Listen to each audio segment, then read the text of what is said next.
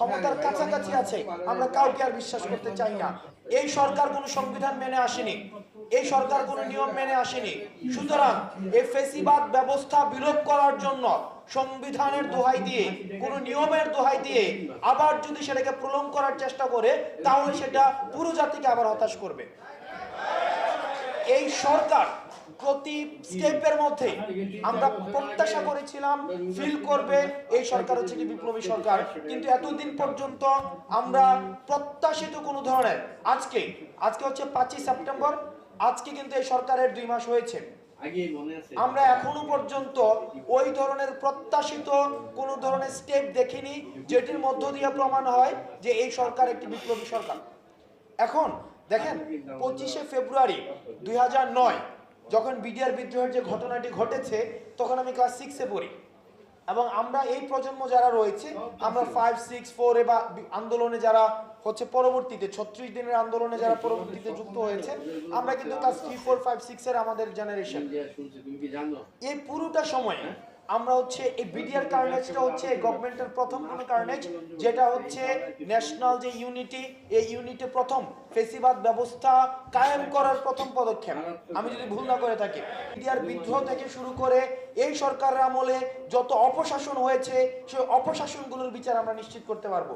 সুতরাং দ্রুততম সময়ের মধ্যে আমাদের যে বিদ্যমান যে সংবিধানটি রয়েছে, এই বিদ্যমান সংবিধানটিকে বাতিল করে দিয়ে সংবিধান অবশ্যই আবার পুনর্গঠন করতে হবে। দেখেন ওই যে সার্জিস কিছুক্ষণ আগে বলছিল ডিজিএফ এর যে নির্যাতনের বিষয়গুলো, ডিজিএফআই থেকে আমি মনে করি যে তাদের থেকে বক্তব্য আসা উচিত। গত এই যে 16 বছরে প্রত্যেকটি কাজে আমরা ডিজিএফআই নাম দেখেছি, সুতরাং ডিজিএফআই থেকে বক্তব্য আসা উচিত। তাদের যে এতদিন পর্যন্ত অপরাধ করেছে, সেই অপরাধগুলোকে অ্যাকনোলেজ করে তাদেরকে কমিটমেন্ট দিতে হবে, নচেত তাদের এই ডিজিএফআই সংস্কারের জন্য তাদের থেকে বক্তব্য নিতে হবে, নচেত অতীতের যে ঘটনাগুলো ঘটিয়েছে সেটির দায়ভারও তাদেরকে নিতে হবে। এখন আমরা মেন্টাল ট্রমার মধ্যে রয়েছি, আমাদের টলারেন্স লেভেল একদম কমে গিয়েছে। আমরা যারা ক্ষমতায় আছে এবং ক্ষমতার কাছাকাছি আছে আমরা কাউকে আর বিশ্বাস করতে চাই না। এই কারণে বিশ্বাস করতে চাই না, গ্রামে একটি কথা বলে, যার একবার চুন খেয়ে জিহ্বা পুড়ে যায়, পরবর্তী তার দই দেখলে হচ্ছে তার ভয় পায়। আমরা যেহেতু ইতিহাসের প্রত্যেকটি স্তরে স্তরে আমরা প্রতারিত হয়েছি, এই কারণে এখন ক্ষমতায় যারা রয়েছে আমরা তাদের থেকেও আমরা মাঝে মাঝে আমরা আশা হারাই যাই। এই কারণে অন্তর্বর্তীকালীন সরকারে যারা রয়েছে আমরা আপনাদেরকে আহ্বান জানাবো, এটা যে একটা বিপ্লবী সরকার, এই বিপ্লবী সরকারের চেতনা আপনারা ধারণ করুন এবং ডিসিশনগুলো যেন খুব র্যাপিড হয়। ডিসিশনগুলো যদি আপনারা সংবিধান এবং নিয়মের বেড়াজালে সবসময় রেখে দেন, আমরা কিন্তু আবার আশাহত হতে থাকবো। সেই জন্য আমরা আপনাদের কাছে প্রত্যাশা করব বিভিন্ন কমিশন গঠন করে দিয়ে যারা বঞ্চিত ছিল তাদেরকে কিভাবে অ্যাকোমোডেট করবেন, সেটির জন্য আপনারা যথাযথ হচ্ছে পদক্ষেপ নেবেন। সর্বশেষ আমি গতকাল একটি রিপোর্ট দেখেছিলাম যে খুব সম্ভবত মেজর জিয়া, জেনারেল জিয়া এবং হচ্ছে তারেক সিদ্দিকী, ওনারা বেসিকলি বাংলাদেশে হচ্ছে রয়ের এজেন্ট হিসাবে কাজ করতেন এবং রয়ের যে পুরো এজেন্সিটা চালাতেন ওনারা হচ্ছে বাংলাদেশের স্পোক্স পার্সন হিসাবে কাজ করতেন। একটা সার্বভৌম দেশের মধ্যে, একটা সার্বভৌম একটা দেশে, একটা পার্শ্ববর্তী একটা দেশের ইনফ্লুয়েন্স কি পরিমাণ ছিল যে রয়ের অফিস ক্যান্টনমেন্টের মধ্যেও ছিল, ক্যান্টনমেন্টের মধ্যে আপনার রয়ের অফিস ছিল। এই বিষয়গুলোতে এমন না যে এটা কেউ জানতো না, অবশ্যই এগুলো আপনারা জানতেন, সেনাবাহিনী জানতো। সুতরাং এতদিন পর্যন্ত যে নিশ্চুপ ছিলেন, এখন একদম অজু করে একদম সাধু হয়ে যাবেন সেই সুযোগটি নেই।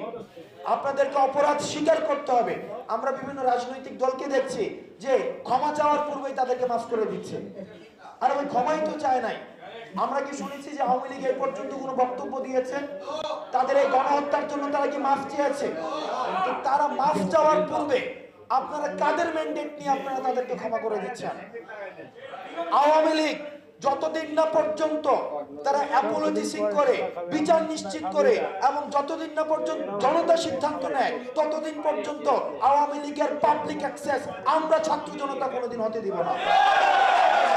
এবং 2014 সালে, 2018 সালে এবং 2024 সালের নির্বাচনে যারা অংশগ্রহণ করেছিল তারা মূলত ফ্যাসিস্ট সরকারকে তারা ফুট সোলজার হিসেবে কাজ করেছিল।